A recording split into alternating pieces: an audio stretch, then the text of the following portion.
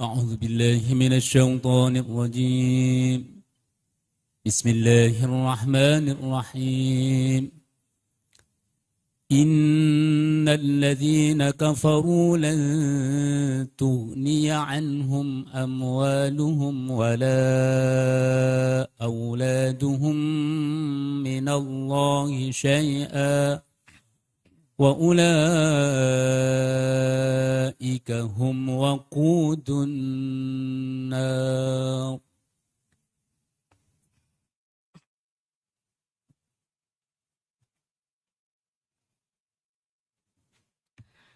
أعوذ بالله من الشيطان الرجيم.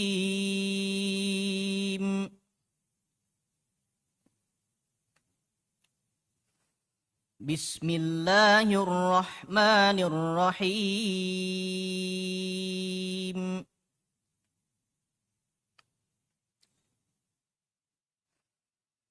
إن الذين كفروا لن تغني عنهم أموالهم ولا أولادهم من الله شيئا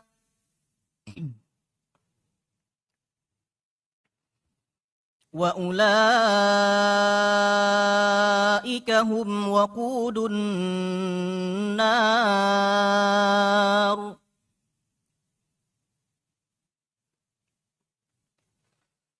كدأب آل فرعون والذين من قبلهم كذبوا بآياتنا فأخذهم الله بذنوبهم والله شديد العقاب.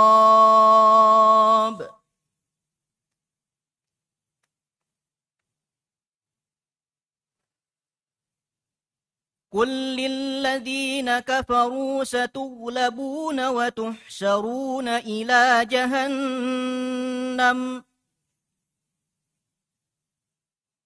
وبئس المهاد.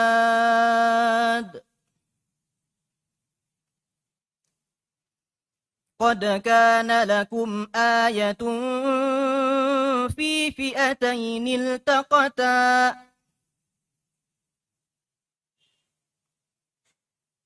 فئة تقاتل في سبيل الله وأخرى كافرة يرونهم مثليهم رأي العين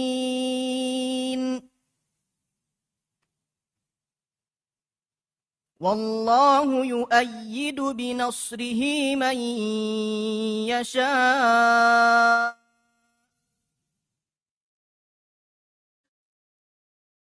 إن في ذلك لعبرة لأولي الأبصار.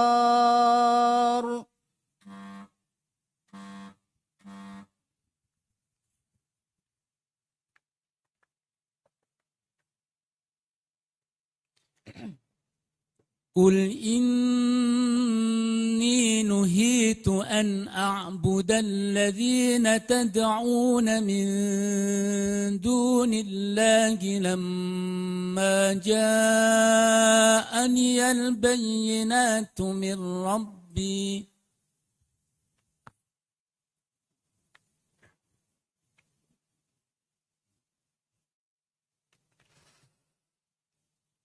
قل إني نهيت أن أعبد الذين تدعون من دون الله لما جاءني البينات من ربي وأمرت أن أسلم لرب العالمين.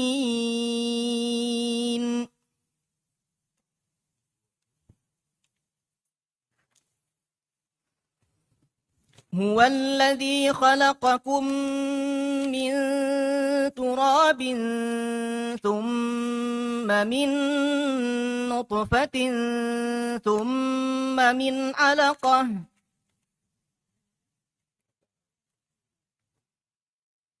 ثم من علقة ثم ثم يخرجكم طفلا ثم لتبلغوا أشدكم ثم لتكونوا شيوخا ومنكم من يتوفى من قبل ولتبلغوا أجلا مسمى ولعلكم تعقلون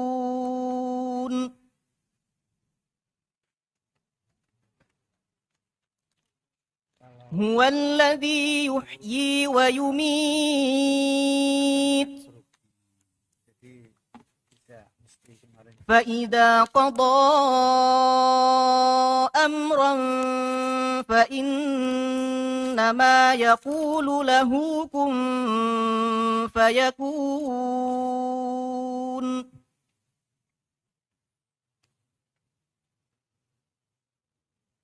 ألم تر إلى الذين يجادلون في آيات الله أنى يصرفون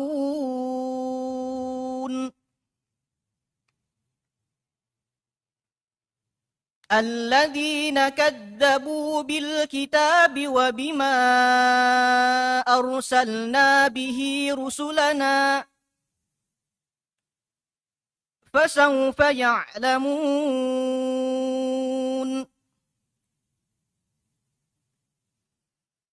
إذ الأغلال في أعناقهم والسلاسل يسحبون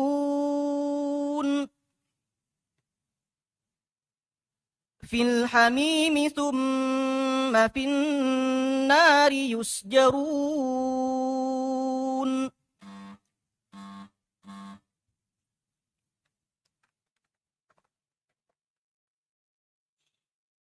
جنات عدن يدخلونها ومن صلح من آبائهم وأزواجهم وذرياتهم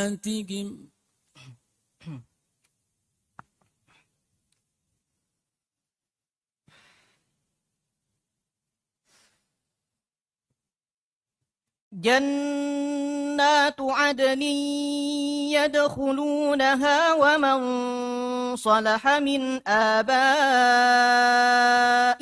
وأزواجهم وذرياتهم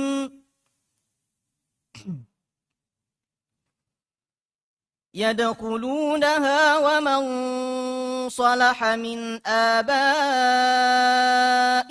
وأزواجهم وذرياتهم والملائكة يدخلون عليهم من كل باب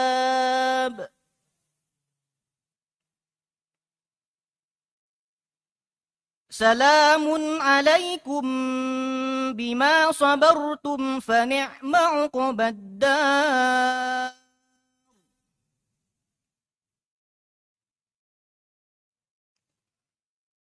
والذين ينقضون عهد الله من بعد ميثاقه ويقطعون ما أمر الله به أن يوصل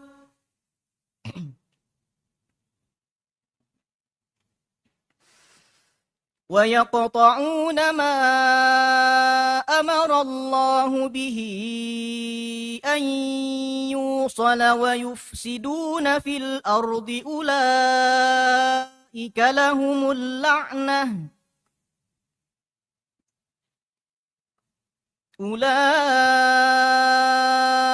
لهم اللعنة ولهم سوء الدار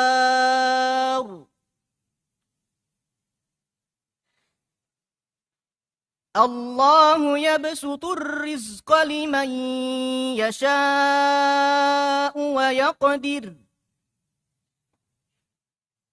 وفرحوا بالحياة الدنيا وما الحياة الدنيا في الآخرة إلا متاع ويقول الذين كفروا لولا أنزل عليه آية من ربه قل إن الله يضل من يشاء ويهدي إليه من أناب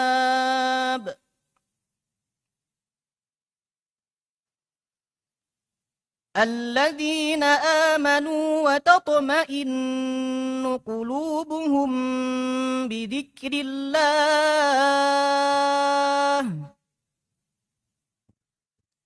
ألا بذكر الله تطمئن القلوب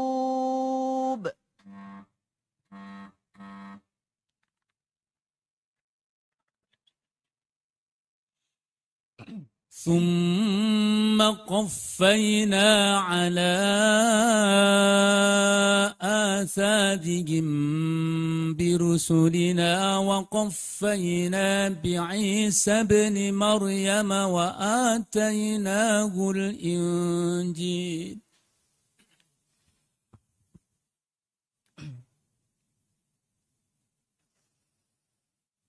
ثم قفينا على آثارهم برسلنا وقفينا بعيسى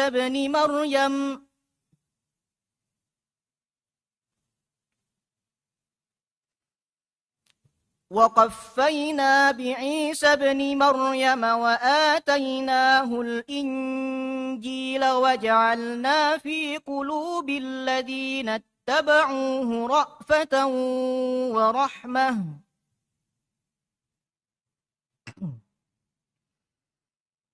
ورهبانية ابتدعوها ما كتبناها عليهم إلا ابتغاء رضوان الله فما رعوها حق رعايتها فآتينا الذين آمنوا منهم أجرهم وكثير منهم فاسقون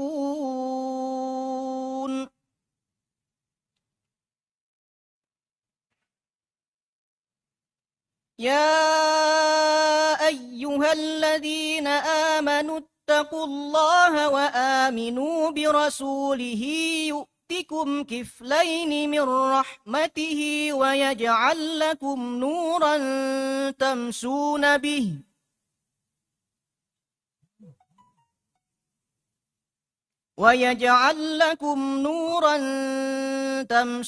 به ويغفر لكم والله غفور رحيم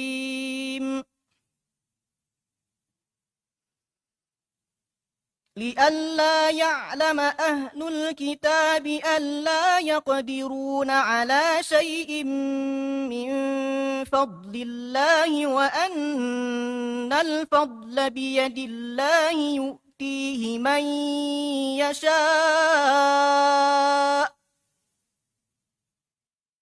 والله ذو الفضل العظيم.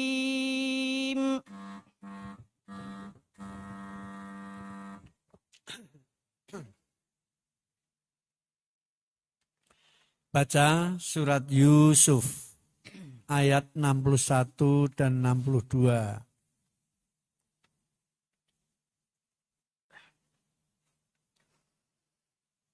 أعوذ بالله من الشيطان الرجيم بسم الله الرحمن الرحيم قالوا سنراود عنه أباه وإنا لفاعلون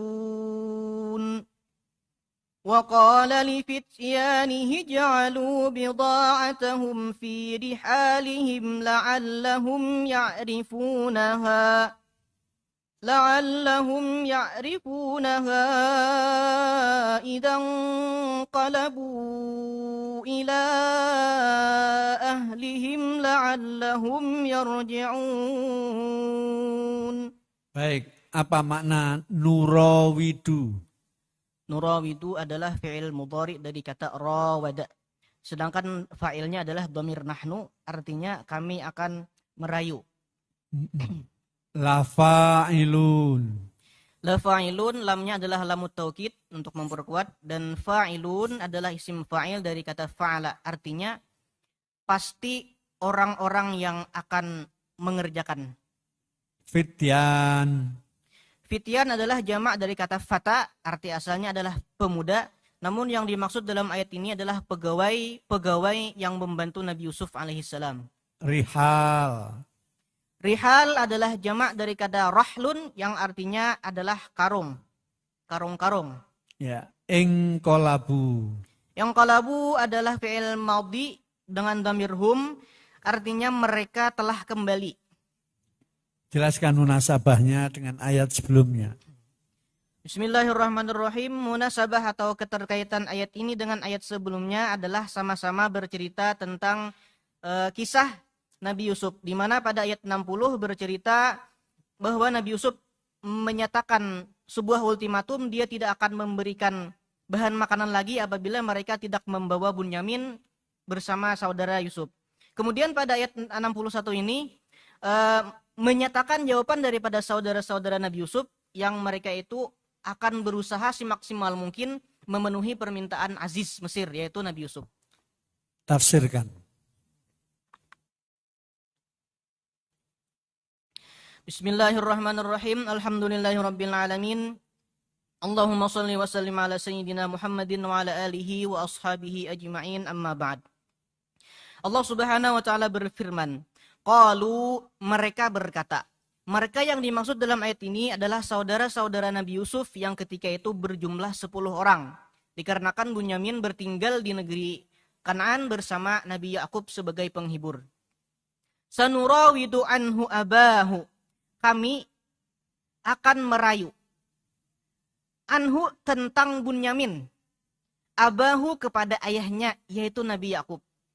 Jadi ayat ini mengungkapkan bahwasanya saudara Nabi Yusuf menyatakan, kami akan berusaha, wahai Aziz Mesir, wahai pembesar Mesir, untuk membawa saudara kami Bunyamin pergi pada kali yang kedua ke tempat engkau ini.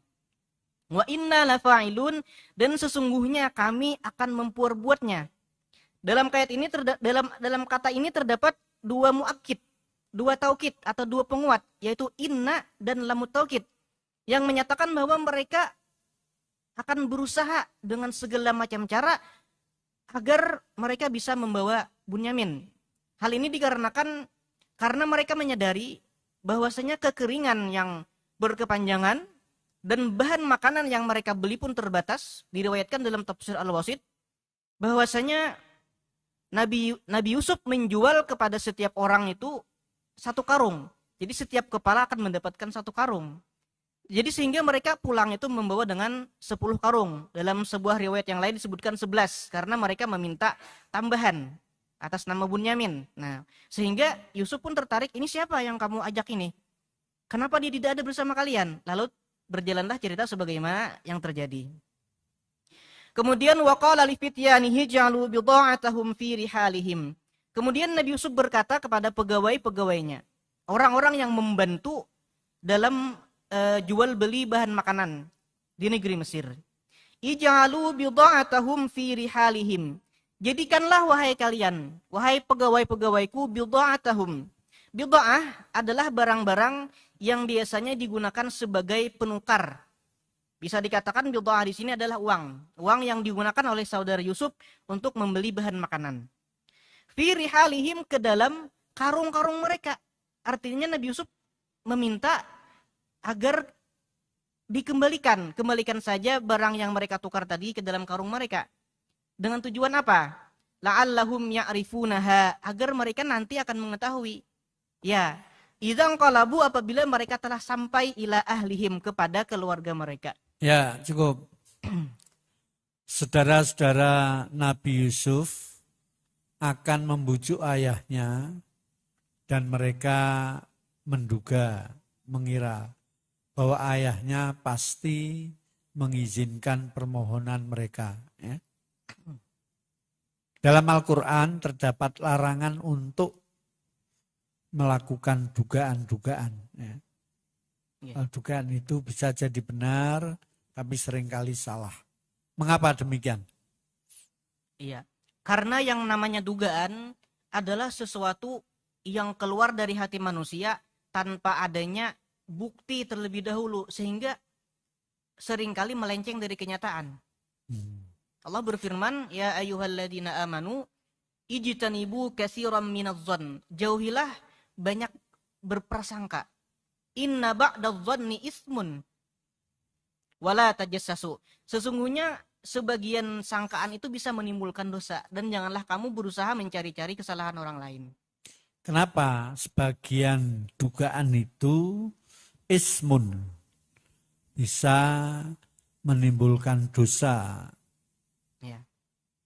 Karena apabila dugaan tersebut kita bagi kepada dua pembagian. Yang pertama, apabila dugaan tersebut misalnya kita menduga seseorang dengan dugaan yang buruk, ternyata dugaan tersebut tidak tepat, maka berarti kita memfitnah. Yang kedua, apabila ternyata dugaan tersebut tepat, kita sedang menggibah orang tersebut. Ghibah itu apa? Ghibah itu adalah menyebut kekurangan orang lain ketika orangnya tidak berada di hadapan kita. Ada ayatnya itu. Wala yaghtab ba'dukum Coba ba'dha. disebut dari awal, jadi enak itu dengarnya ya. Ya ayyuhalladzina amanu jtanibu katsiran minadh-dhanni inna ba'dadh-dhanni ismu wala tajassasu wala yaghtab ba'dukum ba'dha. Ayuhibbu ahadukum ayyakula lahma akhihi maitan fakarihtumuh wattaqullaha innallaha tawwabur rahim. Nah itu disebutkan bahwa yaghtab, ghibah itu bagaikan memakan bangkai temannya. Maksudnya gimana itu? Maksudnya adalah ghibah itu diumpamakan dengan memakan bangkai temannya, adalah ketika kita menggibah maka kita sama saja dengan menggerogoti, kita sama saja dengan seakan-akan mencela teman kita sendiri. Jadi kita merendahkan. Mencela itu. Tapi itu tadi seakan-akan memakan bangkai temannya. Padahal dia tidak suka. Gimana itu?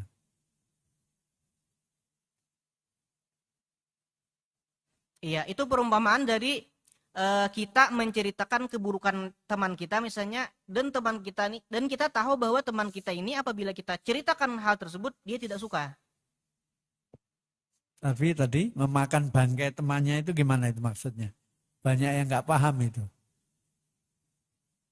Mungkin Anda juga nggak paham juga itu. Hah?